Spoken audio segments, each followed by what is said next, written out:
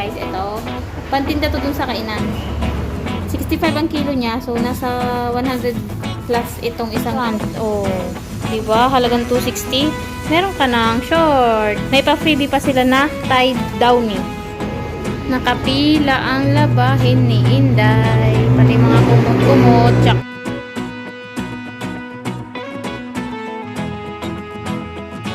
Good morning guys! Good morning people! Good morning po! Ang ingay na naman ni mama. Tulog pala siya.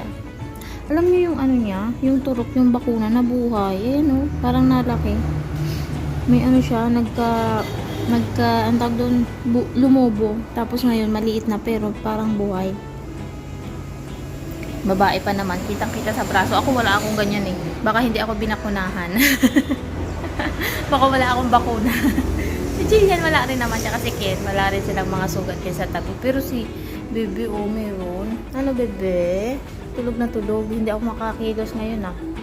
Ayaw niya rin dito sa kunad. Naiyak siya or baka antok lang talaga siya ngayon. Kaya nagpakalong. Breakfast ko ngayon, egg, tapos pandesal with coffee. Paubos na nga pala. Kaunti na lang. Si Papa pa nag-ayos niyan. Kahit maaga siyang nagising, nakakapag-ayos pa rin siya ng breakfast. Pagising ko, kakain na lang ako. Tanghali na kasi ako nagising. Time is, hindi ko pa natitiklop yung nilabhan ko. Ang oras ay 9:40 na. Oh, nagising ako alas 8 guys. Grabe no. And, ay, salamat po. Mag-aano sana kami maglalaba kaya mga nandyan yan. Pati washing, pati itong mga to. Kaso mawawalan daw ng tubig ngayon. Kaya, ang ginawa, pinag-ipunan na lang namin yung washing na yan ng tubig para gagamitin sa kainan. Kasi wala pang huhugas mamaya pag nawalan na ng tubig. Hindi tayo makapaglaba. Tambak na pati labahin namin. Ayan o, surf, baka naman. Siya na kayo may pera sa lamesa, nagpa-load kasi yung sa kainan. Diyan ko na nailagay at naiyak na tong batutang to. Hindi pa nga din ako tapos kumain eh. Gising na naman ang aking baby, gising na.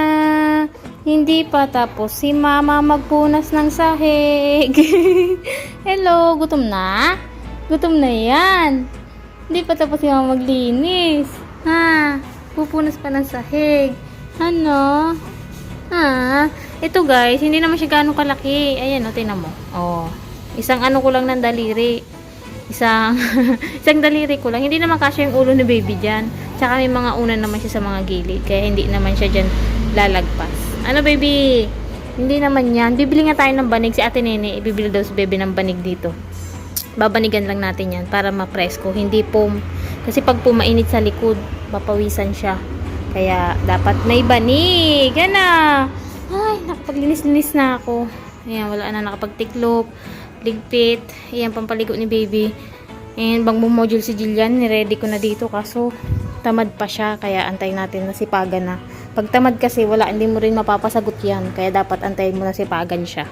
Tapos, maliligo pa si baby. Wala na kaming kalamansi. Kaya, dahon na lang ng kalamansi. Yung tanim ko na kalamansi, ang dami niya ng sowi. Ay, ang dami niyang sanga-sanga na tumutubo. Tinanggal ko para mag-focus lang siya sa isang sanga. Dapat sa bawat stem, may isa lang na sanga na magpapatuloy. Eh, ang daming lumalabas. Ayan. Putulin na lang natin at ipang papaligo ni baby ulit. Ang laki talaga ng tulog ng kuna na to. Hay, nako. Ang dami kong nagagawa. Kasi nakatulog lang siya dyan sa labas. Tapos nakapaglinis pa ako dun sa loob maigi. At hindi na istorbo si baby. Pinapabantayan ko na sa kanila. And mas marami siyang tulog pag ganito siya sa kuna. No, baby? Ano? Dedede lang yan eh. Kaya nagising na eh. Hello? Dedede yan eh. Yan ang sinasabi ko. Hindi pa rin ako nakakaligo hanggang ngayon. Bebe! Kakain lang si mama. Diyan muna ikaw ha? Ha, bebe? Hindi pa rin ako makakain na ba? Ay, nako. Tumai pa. Sabi ko, ano ba yan? Kapapalit ko lang ng diaper mo, bebe, bagong lagay yan. Talaga namang. Dumating na yung order natin pala ng shorts na tig 35 pesos. So, okay lang to. Yung dati kong ina-orderan to. Oh, wala akong short eh. Puro mga ganito. Yung mahaba. Ang init na ngayon eh, summer. So, ito yung buti na lang nag-post sila puro short ngayon. Nakahabol ako. Oh. 35 lang yan. 260 lahat. Bale, 6 yata ito na piraso or 5. Ayan siya. 260 pesos na meron na akong short. 6 na peraso. Murang-mura. Pero ang ganda ng mga tela. Lalabhan mo lang siya. O, diba? Naku, yung pagkain ko. Kakain ako, sabi ko eh. Ang dami talagang dumadating na gawain. Aba, hindi na tayo nakakain. Mamaya kakain. Ito, niluto ni Papa. Talong na bisteg. Tapos, isda. Kumuha siya sa taas ng isang isda. Ayan. Dapat hindi mamantika. Nasisira yung tiyan ko. Sobrang ilang araw na ako na balik-balik ng CR. Dalawa na siguro na araw na nagpupururot yung puwet ko. Kaya dapat hindi mamantika muna yung kakainin ko. Kaso puro mamantika na naman to. So ayun, balik tayo dito sa order ko. Ang ganda niya, grabe. Kasi may mga bulsa. Yan ang gusto ko. Yung may mga bulsa, tapos garterized with 2 packets. 35 pesos. Saan ka pa? Di ka nalugi dyan. Oh. Ito pa. Kulay blue. Maiba naman. May mga bulsa din yan. Oh, diba? Wala akong short. Diba dati binili ko yung mga damit-damit lang. Ngayon, kailangan na natin ng short. Ay, ang gaganda ng mga tela. Grabe. 35 to 50 pesos to 80 pesos. Mga ganun lang yung presyohan niya doon, guys. Oh, sobrang mura. Tapos ito, yung medyo mahaba na nabili ko. Kaso parang mainit yung tela niya, guys. May mga bulsa yan, kaya natutuwa ako. Yung mga short na binibili ko, talagang gusto ko yung may mga bulsang ganyan. Oh, diba? Tapos ito, medyo makapal lang. Makapal lang ano niya. Hindi ko naman kasi, hindi nila nilagay na makapal pala yung ano niya, yung tela. Pero okay naman din to. Small, wow, balik sa small. Balik na ako sa small. Ang gaganda, parang mga signature ang mga ano nito, brand. Oh, diba? Halagang 260. Meron ka ng short. Kain mo na talaga. Mamaya na yan. May pa freebie pa sila na tie downy. ang bango siguro nito. Tapos ano siya, punong-puno. Ang galing naman ng Tide. Bago to, ngayon lang nakita ng ganito. Ang gamit kasi namin surf, gawa ng mura. Ito mahal to eh. So ayan, may freebie pa. Thank you, ugly ones. Pinabad ko na agad yung mga short natin. But yeah, kumakain na ako kanina and I remember. Ano daw? Ano pa yan? Pasensya na kayo, ang bilis ko na magsalita dahil ang dami ko talagang gawain ngayon. But isinisingit ko pala na i-share sa inyo. Oh, wait! Magpapalit pala ako ng diaper ni baby. Nakalimutan na natin si baby. Tumae pala yan. Ayan, nanay na nanay. Kumakain, magpapalit ng diaper. Talaga naman yan. Ha? Ay, nako talaga. Sabi ko kakain na ako. Yung pala nakalimutan kong papalitan pala kita ng diaper. Ay, nako talaga. Wala si si Karen, wala si Kuya Kiel, wala dahil namalengke sila, yung mga kailangan ulit sa kainan tsaka namin. Sige nga, magpapalit nga muna ako. Mamaya ulit. Hindi na ako makaligo, bebe ah. Sa busy natin ah. 2:30 na pala. Hindi pa rin ako nakakaligo. Andito pa rin ako.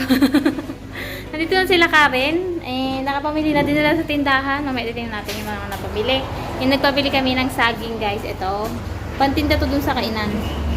65 ang kilo niya. So, nasa 100 plus itong isang ganito. 200 na rin yata. Ititinda natin ng 10 pesos. Ilang kaya po? Bibilangin natin. Titingnan natin kung magkano ang benta niyan. Ha? Hindi naman pala mawawala ng tubig. Ay, naku, tong tubig na to. Mali-mali. Hindi mawawalan. Kaya ngayon, laba-laba na tayo. Ngayong hapon. Dahil bukas alis na naman kami. Pupunta kami ng Libmanan. Ipapasa namin yung requirements. Wala kasi yung kapitan namin. Shoutout sa yung kapitan. Nanonood yun sa vlog. Wala siya, nasa Naga. So, hindi kami makapapirma nung certificate. Wala pang pirma, hindi namin magamit. Dapat ngayon kami pupunta ng Libmanan. Kaso, ayan nga ang nangyari. Wala pa siya. Bukas pa daw siya pupunta dito. So, ayan, makakapapirma tayo tomorrow. Ngayon ay 3 o'clock na. Maliligo na talaga ako habang tulog si baby at nakasalang yung labahin natin. Pero hindi naman ako magbabalaw niya. Si Papa or yung mga bata. Maligo na tayo. Kanina pa yung nakaprepare bisan ko niyan. Hindi pa ako makaligo. Pero ngayon talaga tuloy na.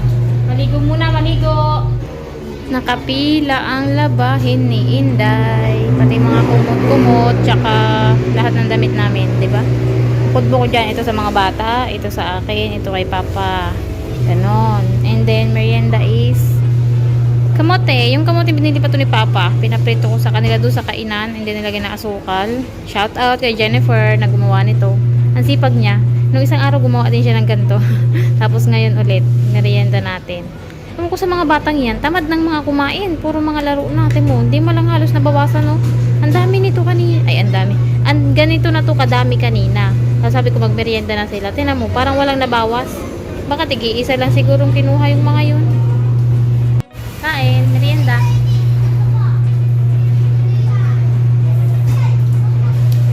Magulo talaga yung hair ko. Hindi ako nagsusuklay.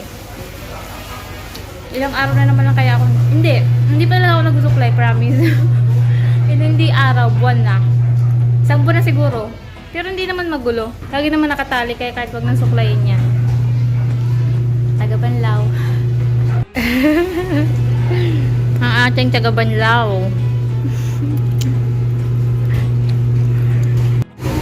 Marami na tayong napamili. Ayan, mga sangkap-sangkap. Ayan, bigas. Tapos sibuyas. And yung mga soy sauce dyan. Mantika. Mga ginagamit na beans. Everything. Ayan na. Okay na? Okay na? Yung mga ganito, oh. Yung mga tutong. Yung nasa ilalim ng kaldero. Sayang, no? Pang pakain na lang sa mga pato. Diba may mga pato dyan, mga manok. Doon na lang. Kaso minsan, ang sinasaing kasi dito, guys, mga 3 kaldero hanggang 4 na kaldero sa isang araw. Tapos kalahating sako yun ng bigas. Ang dami kalahating sako. Minsan hindi naman. Depende kasi kung mauubos siya. Or minsan doon na lang sila nagsasaing sa taas sa rice cooker pagka pag medyo matumal or maunti yung nakain. Meron kasing ganun. Hindi sila nagsasaing dito ng kaldero malaki. Ayan. Nagsasaing ngayon. Dahil wala nang kanin sa taas. Pinapa-in-in na lang yata yun. Dapat mahina na lang yung apoy para hindi matutom yung ilalim, no? Oti kabe, oti. Merienda. Ayan si Jennifer. Ang gawawa ng ating kamote. Q. Ayan yung saging natin. Kaso masyado ng hinog. Dapat yung mga green pa. Sana maubos siya agad para hindi masira. Marami pang ulam, oh. Luto natin ngayon. Ito. Ngayon lang to giniluto na. Ngayon lang. Kakalagay lang dito. Mainit-init pa. Tapos, may laing. Dinuguan. Marami po, oh. Tiro. Yung kawali. Hindi ko alam kung anong tawag dyan. Ito, pork steak. Adobo. Tapos, ito yung manok ni Umboy. Ayan, kaunti na lang naman. Ito, Bicol Express yata to. Tapos ito yung mabenta dito, sisig. Ayan na lang. Nasa malaki na lagayan, ganito kalaki kakaunti na kaya nilipat nila dito. Tapos ito, pusit. Mabenta rin to. Ayan. Tapos yung nandun is baka nilaga. May mga nakain naman. Ayan, yung mga truck. Natapos din tayong maglaba. Pero bukas na isasampay dahil gabi na. Ayan, tsaka meron pa dun sa loob, nakasalang sa dryer. Tutuyo-tuyuin lang natin. Tapos bukas, ang sampay niya lahat. Wala na, hindi na kasya ang hanger. Bukas na lang.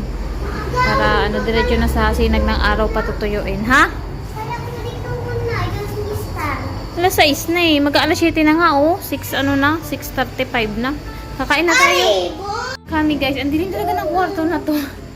Ang dilim ng ilong namin. Papalitan. Huwag mo nang paiyakin. Ulam namin ay upo, ginisang upo, tapos kay Jillian daw yan. Wala naman yung sustansya, Jillian. Timo, cup noodles. Yan pa talaga. Ikaw ng gulay. Yun nga, kumuha ka doon ng gulay. Gusto niya yung sigarilyas na ginataan. Gusto niya yun. Kumuha ka na lang nun. Para yun ang ulam mo. Dali. Batiin eh. Dali ka na, kakain na tayo. Habang hindi pa naiyak.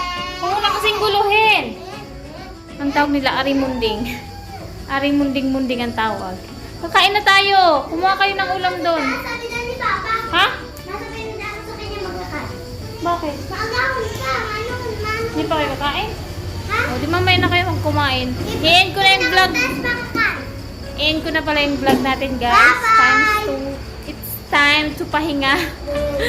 It's time to pahinga and edit and tulog. Dahil nakakapagod yung buong araw na to. Ayun na yung vlog. Salamat sa panonood. Don't forget to like and subscribe. God bless. Bye-bye. Nagbabanlaw pa ng kanyang damit.